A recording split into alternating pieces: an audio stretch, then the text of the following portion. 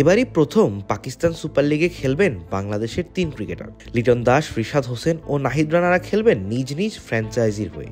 ইতিমধ্যে তাদের এনওসি দিয়ে দিয়েছে বাংলাদেশ ক্রিকেট বোর্ড। লিটন, রিশাদ পুরো মৌসুমের জন্য এনওসি পেলেও নাহিদকে জিম্বাবুয়ের বিপক্ষে এক টেস্ট খেলেই যেতে হবে পিএসএল এ লাহোর কালান্দার্সের জার্সিতে দেখা যাবে রিশাদকে। আর সেখানেই বাংলাদেশের সাবেক হেড কোচকে প্রধান কোচ হিসেবে পাচ্ছেন তিনি। হ্যাঁ, ঠিক শুনছেন, রাসেল ডমিঙ্গোকে প্রধান কোচ হিসেবে নিয়োগ দিয়েছে ফ্র্যাঞ্চাইজিটি।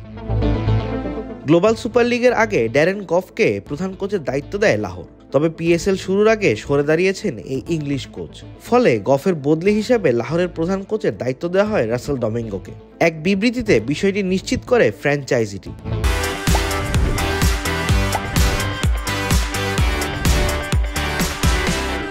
এর আগে লাহোরের হেড কোচ ও ডিরেক্টর অফ ক্রিকেট অপারেশনস হিসাবে 8 বছর দায়িত্ব পালন করেন আকিব জাভেদ। তবে পাকিস্তানের নির্বাচক কমিটিতে যুক্ত হওয়ায় লাহোরের সঙ্গে সম্পর্ক ছিন্ন করতে হয় তাকে। পরবর্তীতে পাকিস্তান দলের অন্তর্বর্তীকালীন প্রধান কোচের দায়িত্বও দেওয়া হয় তাকে। আকিব সরে দাঁড়ানোয় গায়ানায় অনুষ্ঠিত গ্লোবাল সুপার লিগে গফের সঙ্গে চুক্তি করে লাহোর। পিএসএল এ প্রধান কোচের দায়িত্ব পালন করার কথা থাকলেও টুর্নামেন্ট শুরুর ঠিক কয়েক সপ্তাহ আগে ব্যক্তিগত কারণ দেখিয়ে সরে দাঁড়িয়েছেন এই ইংলিশ কোচ।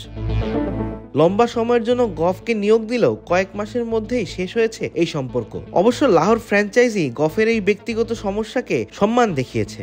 এরপরেই শনিবার গফের জায়গায় লাহোর দায়িত্ব তুলে দেয় রাসেল ডমিঙ্গোকে। 4 বছরের তৃতীয় শিরোপা জিততেই ডমিঙ্গোকে দায়িত্ব দিয়েছে লাহোর। আগামী 11 এপ্রিল পর্দা উঠবে পিএসএল এর এবারের আসরে। প্রথম দিনই মাঠে নামবে বর্তমান চ্যাম্পিয়ন ইসলামাবাদ ইউনাইটেড এবং লাহোর কালান্দার্স। আর এই মৌসুমেই লাহোরের হয়ে খেলতে নামবেন বাংলাদেশের রিশাদ হোসেন।